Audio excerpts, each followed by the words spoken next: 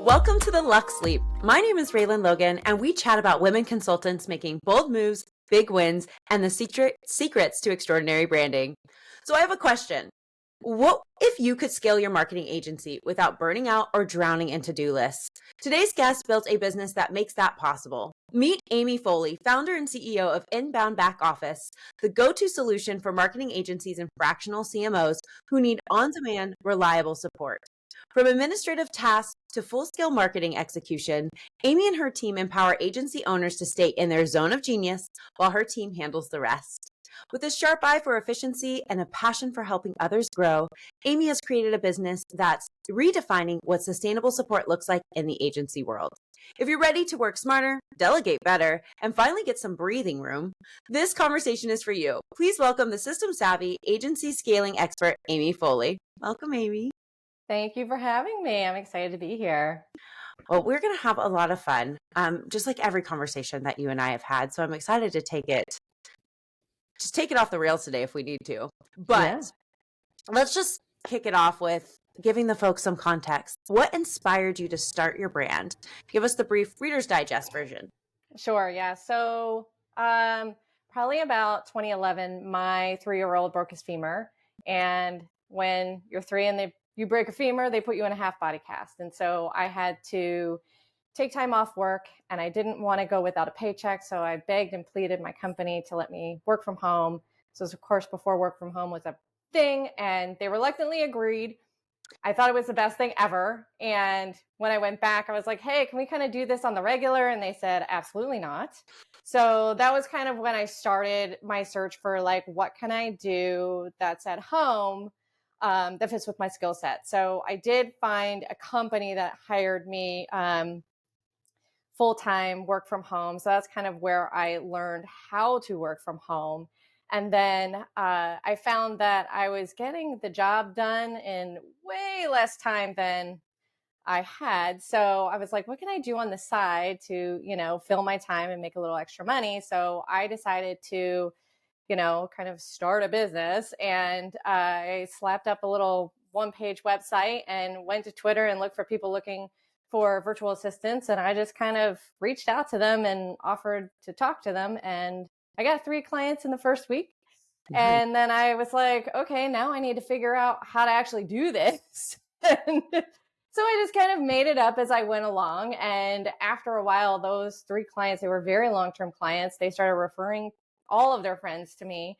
And I got so busy that I couldn't handle it myself. So instead of turning people away, I was like, well, I'll just add people to help me. That just seemed to be the logical next step. And I wasn't in any way trying to build a huge business, but I was just trying to help people.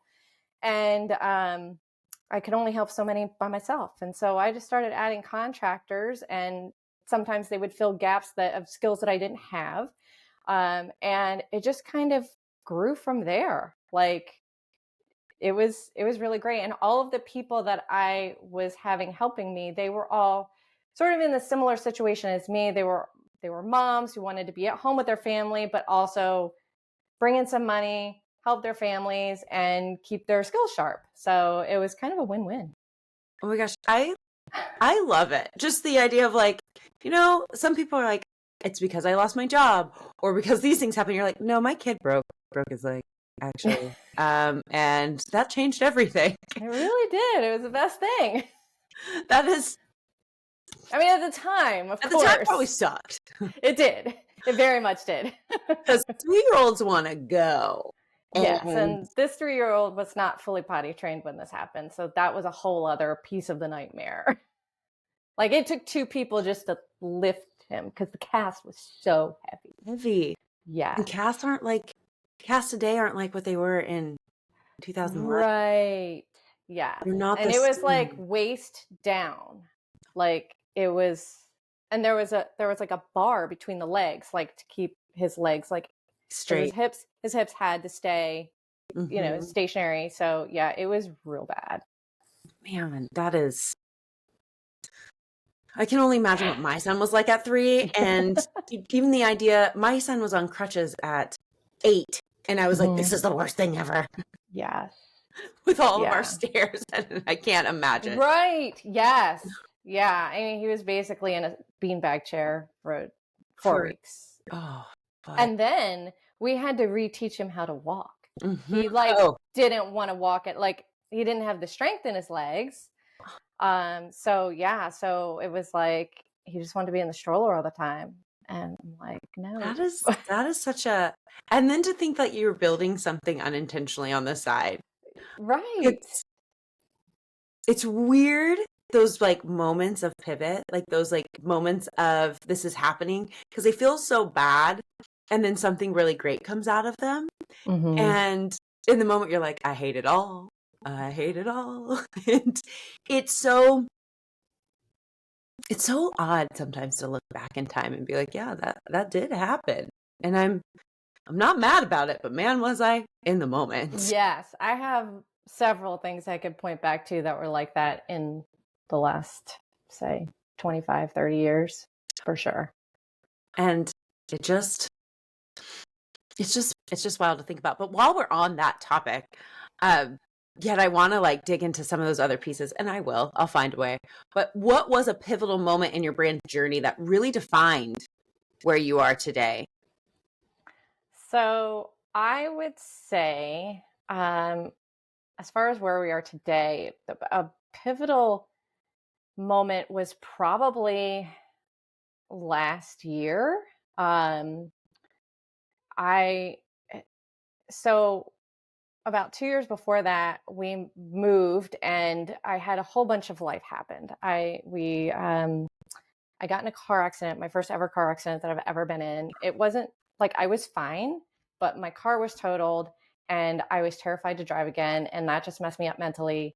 And then I got COVID. Ooh, We had to put our dog down. And just like all of these different things happened all at once. And it just sent me like into a big depression for a good year or two.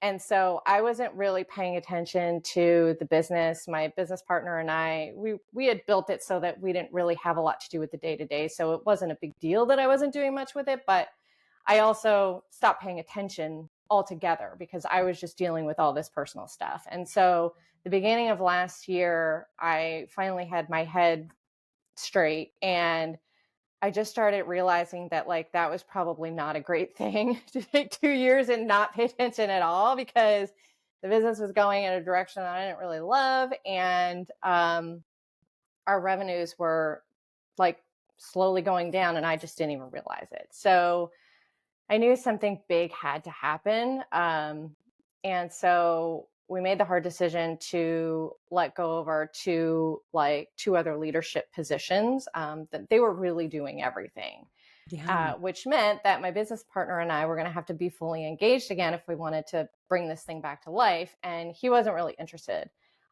This was kind of a side thing for him. Mhm. So he decided to exit. And so we went from a leadership team of 4 to just me. Oh, Yes. And so I was left to do everything. And so it was really rough summer last summer. Our bank account went into the negative. And and of course then like I got all these NSF fees from the bank. And so I just kept going. Like I felt like I was digging a bigger and bigger hole. And I had to let some people go on the team. We had a bunch of people because our workload has shrunk so much. We had all these people who weren't doing anything. yeah. And I was like, well, I got to get rid of this overhead. So I went through all of our expenses with a fine tooth comb, and I cut everything ruthlessly that we didn't absolutely need. And I finally got us right side back with finances, but we still were struggling with, our revenues and things like Yeah. that. And there were some services that I wasn't quite sure of. They weren't doing great. And so I took all of the second half of last year, and basically quarter 1 of this year, just refining the team, refining the message, updating the website, just trying to like get it to a Yeah. point that like I felt good about it. And so that's kind of where we are today. I'm kind of still in that like metamorphosis, but I feel like that was kind of a pivotal role where I kind of took it back. Kind of like back to the beginning when it was just me before I took on a business partner. And so now it's all mine again. That is beautiful, because that's really like, I too have had to come out of depression before, and it is, when somebody uses the analogy of like, it's like the fog cleared, it's literally like the fog cleared, and you're like, whoa, how did we get here? I've been walking through some pretty dense stuff right now. And then you get there and yours wasn't just like, it's clear and like there's some daisies. It was like, oh, that field's on fire. Right. How It's did I not notice? inferno happening. That wasn't fog, that was smoke. Yes. And so the ability that you've been like crawling out of that recently is really incredible, and honestly good for folks to hear. Like, it's not always sunshine and roses. This is hard. Like, this shit is hard. I'm just gonna say it. And it's not for the weak at heart. And it actually does tie back to something you said earlier, where it's like, yeah, I just got on Twitter. I just like asked some people if they wanted help, and like, look at where we've gone since asking people if they want help. It's quite the journey with a lot of ups and downs, and making that, excuse me, everybody. Tis the allergy season. Talking about daisies, and now my throat doesn't like it. It's fine. So when you think about moving through that journey, and we've now hit reset. We're in a decent place. We're still working through some things. What are your long-term goals for expanding your brand's impact from here? Sure. Yeah. So I've been thinking about that a lot lately. I think that I really just want to take it back to building relationships and helping where it makes sense. That's kind of the attitude I started with. Like, I just want to help as many people who need it, whether that's employing people or helping with their services. And I feel like somewhere along the way, we kind of lost that mission, and we were like, let's see how big we can grow this thing. And I mean, we were on our way. We had like 78 team members at one point. We were really big. But what I've realized is that that's not really what I want. And what I really want is just to build a company that I can help some, moms with a job, and I can help businesses with our services. And, we're just going to do what we can do. And that's good enough for me. Like, I'm getting more comfortable with it's good enough. I don't need all of the, $1 million years. And like, I don't need all of that. If it happens, it's great, but it's not like, that's not what's driving me. I'd rather just build relationships throughout all of this, because if this ends up going away, I mean, that's really what's left is your relationships. Yeah. And, I mean, I feel like that's what's kind of helped me go through all of my different, stages in life, is the relationships I've built. And so I feel like going back to the relationships is where we need to go. The ability to go back to where it all began, but also recognizing that keeping something simple is very hard. It's very hard to do. And nobody talks about that enough. Like, we love overcomplicating things. We love making things bigger, yet it's very easy to not stay driven and values led when things start to get bigger. And to cut back, to keep it simple, to say it's relationships or bust, is a brave choice. Thank you. You're welcome. Yes. Yeah. We're down to 25 on the team now. And there's probably even a couple more that are probably ready to go. So I'd say probably, between 20 and 25 is kind of our sweet spot. And I feel like we are better when we're smaller, to be honest. And when it's simpler, I think we're just better that way. And I feel like we serve our clients better when, and if it just feels better. Like, I mean, of course it's less administrative headache for me, but it just feels better. That's amazing. And I think that's what we want when we show up. We didn't build these businesses for the sake of feeling just as bad as we did when we were at work. Exactly. Yes, exactly. And I'd rather not fill my day with, trying to build a bigger and bigger empire. I would much rather, work on my business and then go for a hike with my husband or something like that. Like I want to build in that the things that I want to do outside of the business, because there is a whole other life out there.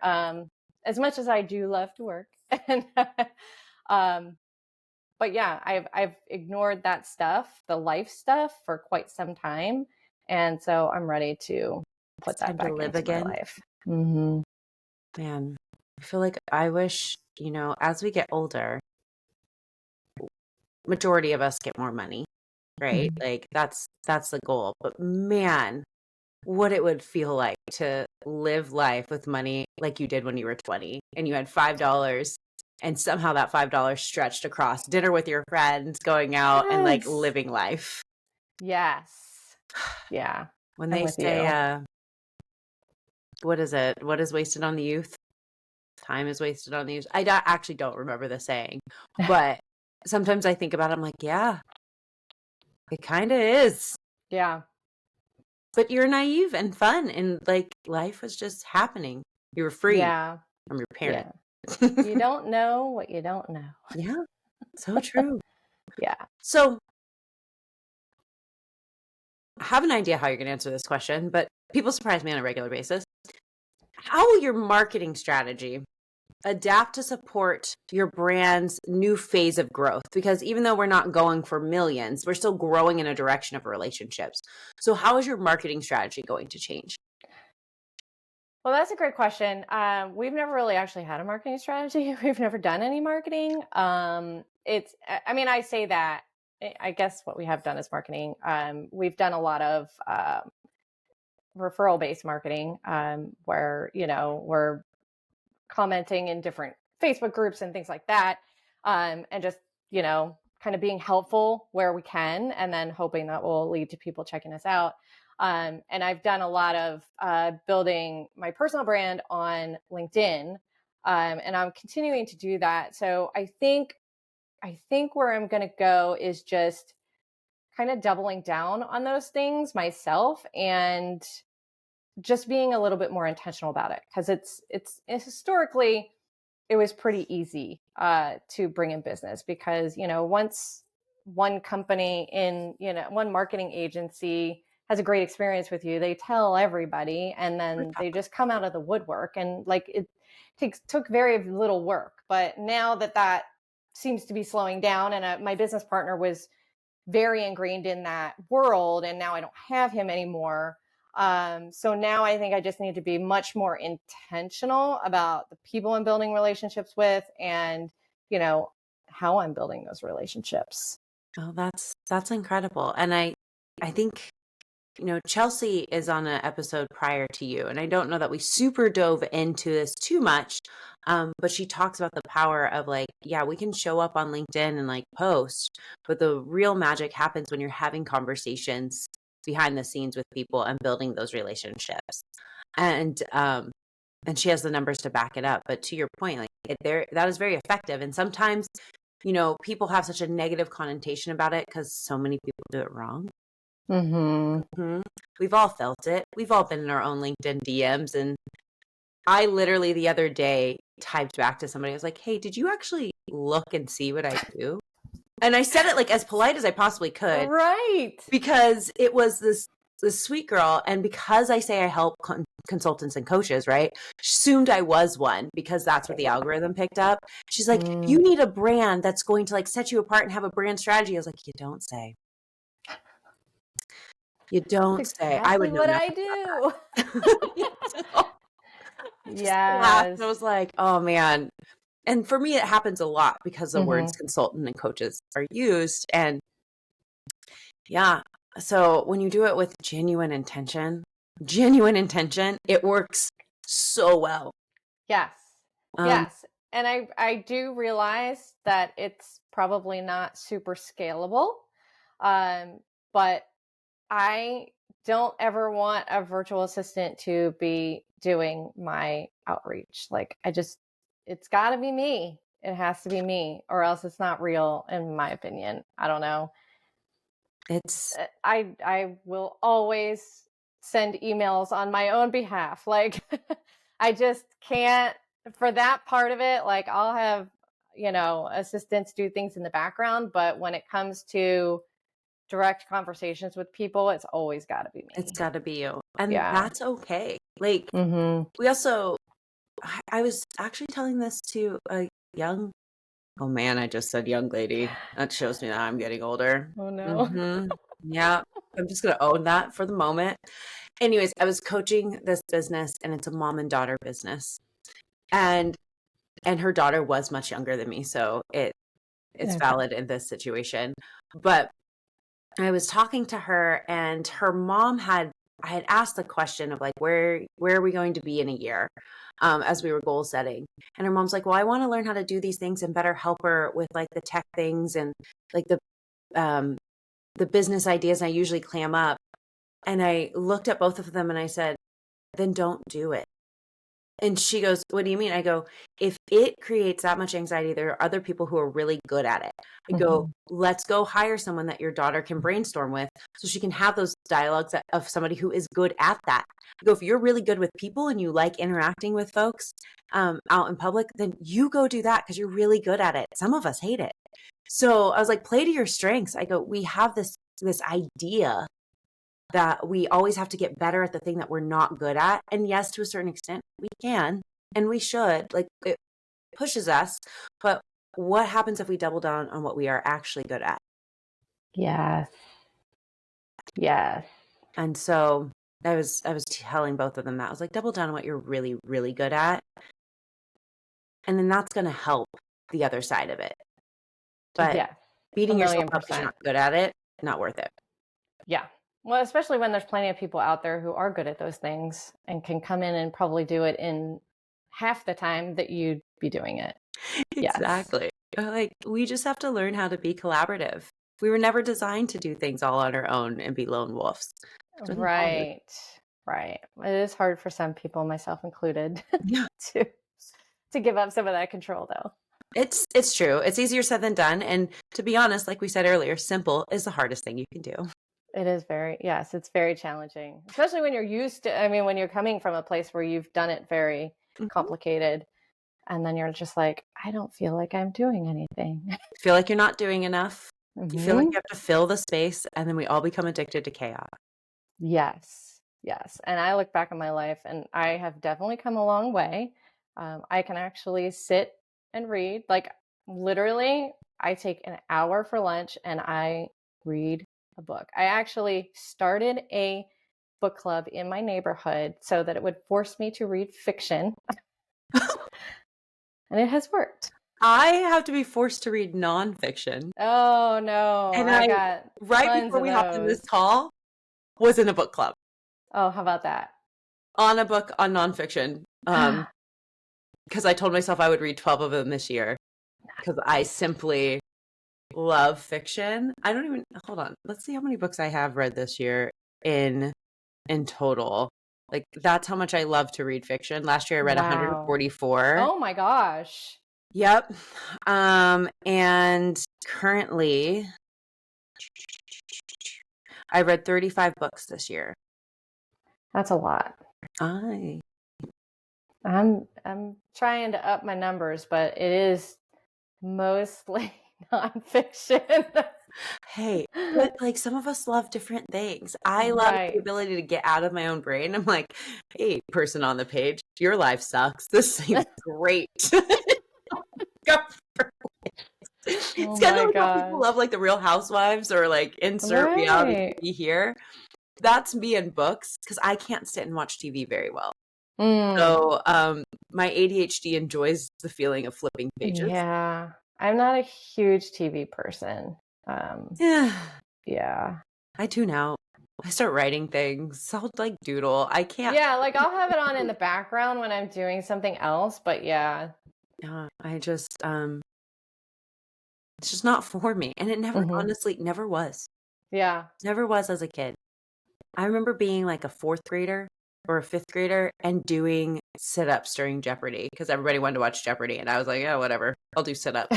Very abnormal behavior for a fifth grader. But here we are. Oh, we must be productive. Yeah, even at a very little age of like, must do something, must be valuable. Exactly. Oh, man. All right. Well, I'm going to transition to what I consider the funnest part of this podcast. I ask these questions of everyone, and I never share it with you in advance. Oh boy. So, heart's best answer.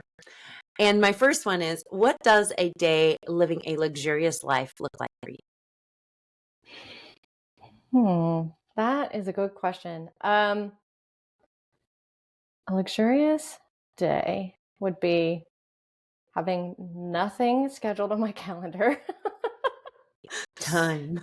Having to be nowhere at no specific time, and having no one else to be responsible for.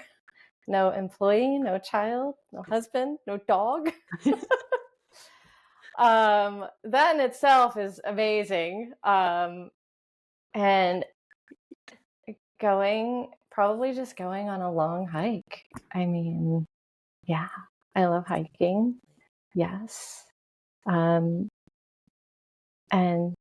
yeah, I mean, I'm very simple in that aspect. Like, that to me is luxurious. You had me at no people or things to be Nope. responsible for. I was about to add plants to your list. Like, I don't even want to water the plants. Oh yeah, I forgot about. I'm not a very plant person. I got this plant to try to train myself. I've killed many a plant.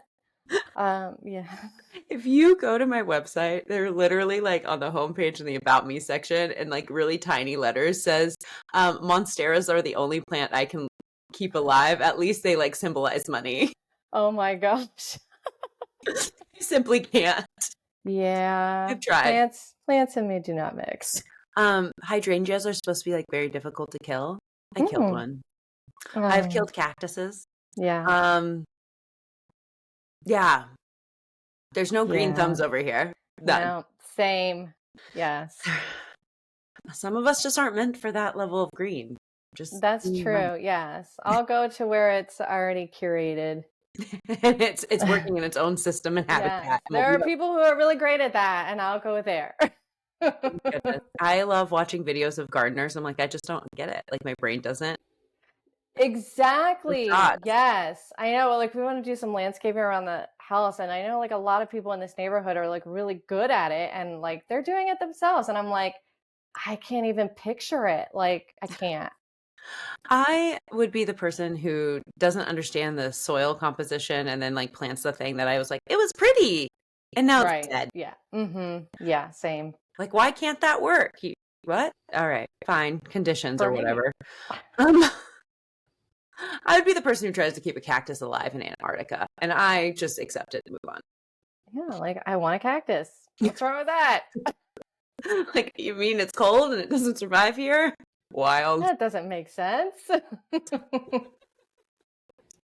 Oh my goodness. All right, last one, best one. In one word, what is your primary motivation in business?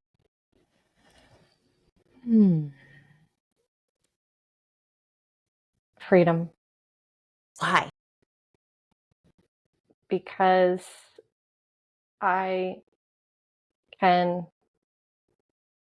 do what I want when I want, and it's all reliant on me, and that feels very free. And I just want to have the freedom to be able to work more when I want to work more, work less when I want to work less, work around all the other things that I want to do, and just do things my own way. I love it. I absolutely love it. Well, Amy, thank you so much for such a very real conversation. It was incredible. And for everyone listening, whether they're on the road, at home, doing the dishes, on a hike, since you know that's a thing right now, where can they find you? Inboundbackoffice.com, and also I'm very active on LinkedIn. I love it. Well, everybody, connect with Amy. She has an incredible team. She does amazing work, and look forward to listening to this and the other episodes, because we have incredible women just like her who are here to share their stories and might be the next person who can really help you grow. So we'll talk to you next time. Bye, y'all.